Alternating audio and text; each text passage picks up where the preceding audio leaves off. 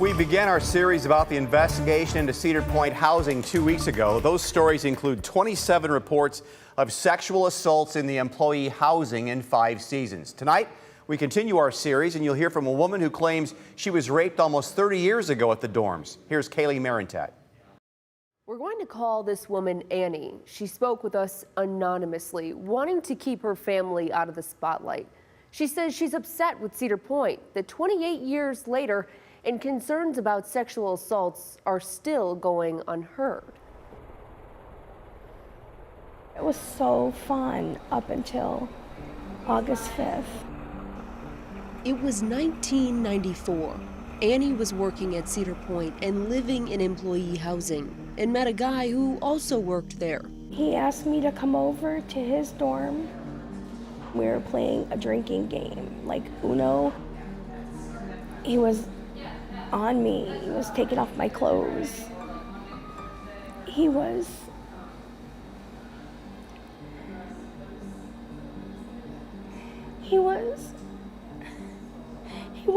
stop when I said no.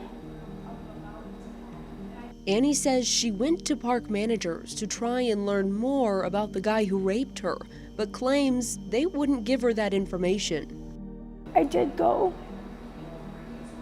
to the office and I told them about it. And they said, well, were you drinking? And I said, everybody drinks. And they go, well, you're underage, were you drinking? Because if you're drinking, you're gonna lose your job and you're gonna lose your bonus.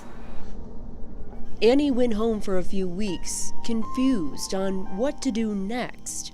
But what happened next is something Annie never saw coming. I found out I was pregnant. I didn't know what to do. I really didn't. So many things were going through my mind. She didn't believe in abortions and decided to keep the baby, raising him alone. She says she didn't go to the police because she was afraid they wouldn't do anything and she would be blamed for what happened. What survivors tell us is they are afraid, and they're afraid of retaliation from their perpetrator. They are afraid that they won't be believed by the people whom they tell. They are afraid of the consequences that come with telling such a personal, intimate story. For years, I thought it was my fault. And now I know it's not my fault. I didn't do anything wrong. I asked Annie when she realized that. When I was at my son's therapist's appointment and I heard the news, and I thought, oh my gosh, I didn't do anything wrong. I didn't do anything wrong.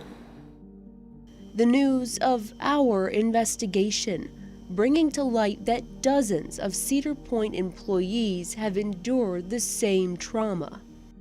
It's been almost 30 years, and I hope that this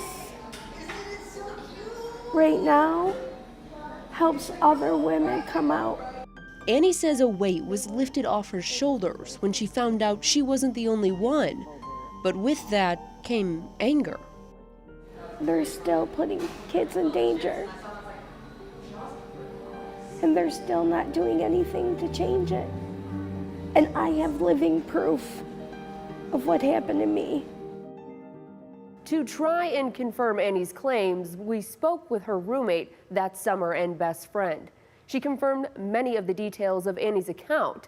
She admitted that Annie didn't tell her about the rape until last month when she saw our reports. But Annie's friend, who was her roommate and worked with her at the park, believes 100% that Annie is telling the truth, saying it all makes sense after Annie's personality change after the alleged rape. It's important to note that the claims coming into our newsroom are being vetted by our investigative team. We did reach out to Cedar Point about Annie's claims, which they didn't address, but they did answer other questions we had about HR policies via email. Cedar Point officials have declined an in-person interview and offered us a statement that you can read online at WTOL.com. Reporting in studio, Kaylee Marentet, WTOL 11.